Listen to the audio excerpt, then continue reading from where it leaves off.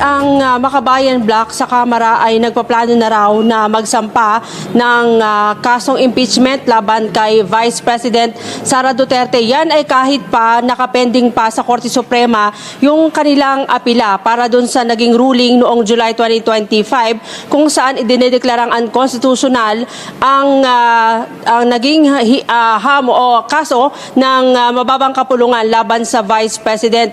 Una na kasing idineklara ng Supreme Court na unconstitutional ang paghahain ng reklamo laban kay VP Sara dahil yan sa paglabag sa one-year bar rule. Ahan na raw na muling bubuhayin ng impeachment laban kay Vice President Sara Duterte sa Pebrero.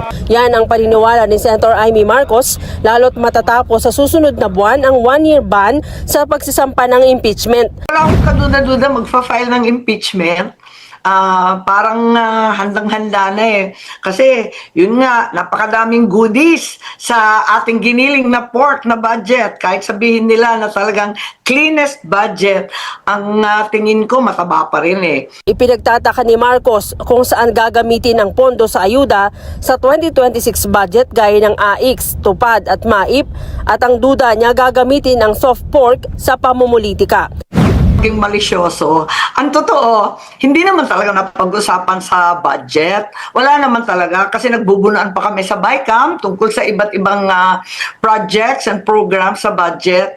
Pero nung nakita ko, eto nga, ng mga gilingan ng baboy, ayan na, yung mga napakaraming soft na lumobo, ang laki-laki, more than twice the amount that was stipulated by the President in the NAP.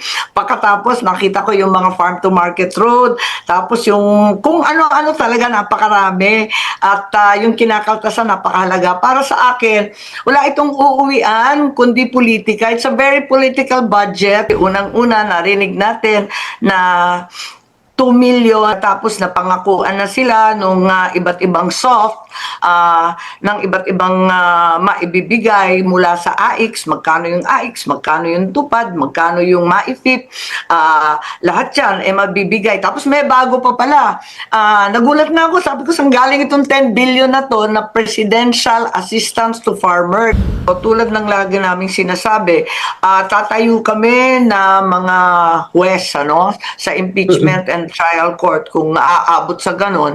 At syempre lahat yan magbabase sa ebidensya. Pero sa ngayon wala naman tayong nakikitang ebidensya pa. Hindi ko alam kung ano ang gagamitin ng katibayan laban sa kanya. Kung may bago ba, kung may mabigat ba, kung papayag ba sa kanilang proseso ang Korte Suprema.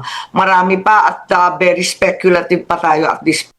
Ngayon, wala pang pahayag si Vice President Sara Duterte dyan sa mga panibagong alingas-ngas ng impeachment case laban sa kanya. Sabi ni Senator Amy Marcos, abala ngayon ang Vice President sa pag-iikot at pagtulong sa ating mga kababayan na nasalanta ng kalamidad.